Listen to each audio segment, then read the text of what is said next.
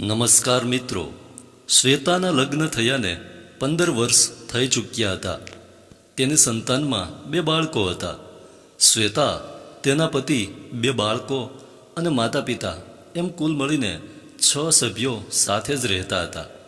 શ્વેતાના પિયરમાં તેના પિતાનું અવસાન શ્વેતા જ્યારે નાની હતી ત્યારે જ થઈ ચૂક્યું હતું. પરંતુ તેના લગ્ન ખૂબ જ સારા પરિવારમાં થયા હતા અને તેને પિતાનો પ્રેમ સાસરીમાંથી પણ મળતો હતો.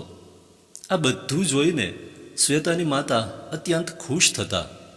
શ્વેતાનું પિયર ગામમાં જોવાથી અવારનવાર પિયર જવાનું થતું, પરંતુ બાળકોની સ્કૂલ વગેરેને કારણે રોકાવા માત્ર વેકેશનમાં જ જતા હતા, જેથી બાળકોની સ્કૂલ ના બગડે. શ્વેતાને એક ભાઈ પણ હતો, જેના લગ્ન થઈ ચૂક્યા હતા અને ભાઈ ભાભી તેના બંને દીકરાઓ માતા સાથે જ રહેતા હતા. એક દિવસ અચાનક માતાને હૃદય રોગનો હુમલો આવ્યો અને તેને બચાવી ન શક્યા. માતા અવસાન પામ્યા એટલે શ્વેતા દુઃખી થઈ ગઈ હતી અને એટલા જ દુઃખી તેના ભાઈ અને ભાભી પણ હતા, કારણ કે તેના ઉપરથી પણ વડીલનો આશરો જતો રહ્યો હતો. માતાના ગયા પછી થોડા દિવસ સુધી શ્વેતા પિયરમાં પણ રોકાણી હતી, પરંતુ બધી વિધિ વગેરે પૂરી થયા બાદ થોડા દિવસોનું રોકાણ કરી અને ફરી પાછી તે પોતાના ઘરે આવી ચૂકી હતી. બધા લોકો જે રીતે માનતા હોય છે કે પિયરમાંથી જ હોય છે, માતા વગર માતાના ઘરે જરા પણ અનુકૂળ આવતું નથી, અને શ્વેતા પણ આવું જ માનતી. એટલા માટે જ તે અવારનવાર ભાભીને અથવા ભાઈને ફોન કરીને તેના તબિયત પૂછી લેતી હતી. પરંતુ પિયરમાં 15 દિવસે મહિને એક વખત જતી એ બંધ કરી નાખ્યું. જોત જોતામાં વેકેશનનો સમય આવી ગયો. માતાને ગયા એને હજી 3 મહિના પણ નહોતા થયા. વેકેશનનો સમય નજીક આવે છે કે તરત જ શ્વેતાને તેની માતા ફોન કરીને બોલાવતા અને શ્વેતા રોકાવા ચાલી જતી હતી.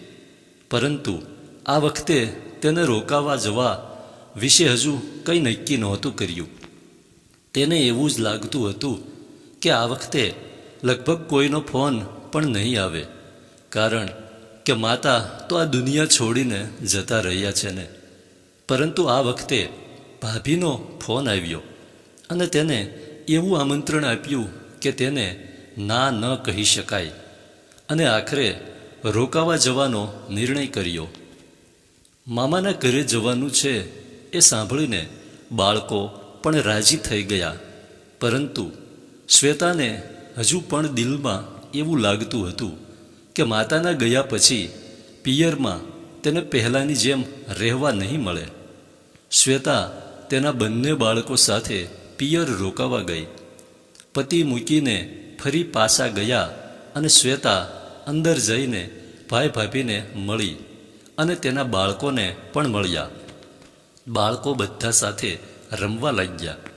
થોડા સમય પછી બધાએ સાથે ડિનર કર્યું અને ડિનર કરીને બધા લોકો બેઠા હતા.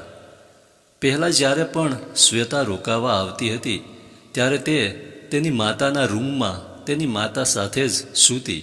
આ વખતે પણ ભાભીએ તેને પથારી કરવા માટે કહ્યું તો ભાભીને કહ્યું, માતાના રૂમમાં જ મારી પથારી કરી આપો, હું ત્યાં જ સૂઈ જઈશ. થોડા સમય પછી બધા લોકો સૂવા ગયા. શ્વેતા પણ તેની માતાના રૂમમાં જઈને માતાની બધી વસ્તુઓ જોઈને ફરી પાછી માતાની યાદમાં ખોવાઈ ગઈ. માતાની વસ્તુઓ જોતાં જોતાં ક્યારે તેને નીંદર આવી ગઈ તેની જ ખબર ન રહી.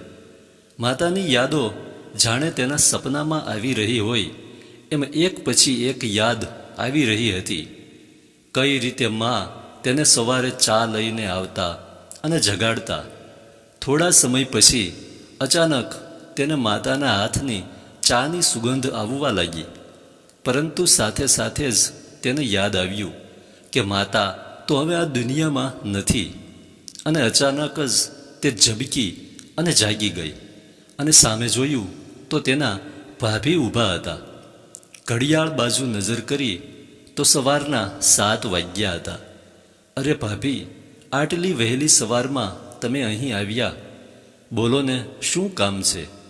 શ્વેતાએ તેને પૂછ્યું. તેની ભાભીએ તેને જવાબ આપતા કહ્યું, અરે દીદી, કોઈ કામ નથી, માત્ર તમારી માટે ચા લઈને આવી છું.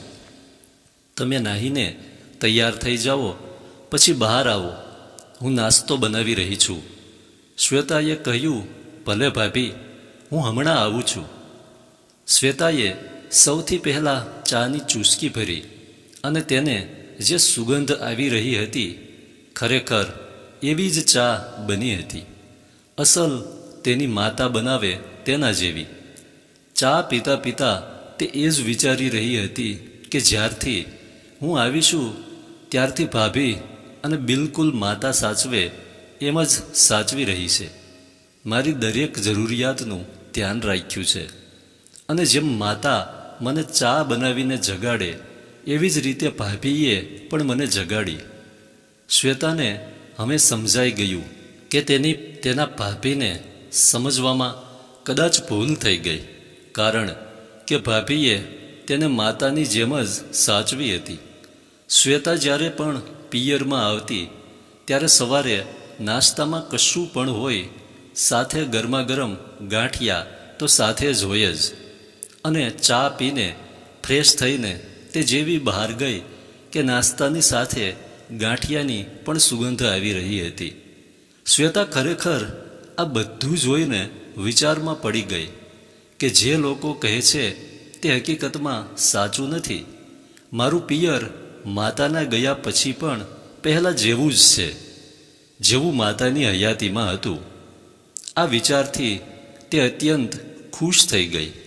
તરત જ તેના મનમાં એક વિચાર સ્ફૂર્યો અને નાસ્તો કરવાની જગ્યાએ તે અંદર કિચનમાં ગઈ અને કિચનમાં જતાં સાથે જ બોલી ઉઠી, ભાભીમાં, તમે બહાર નાસ્તો કરવા બેસો, તમારા માટે હું નાસ્તો બનાવું છું.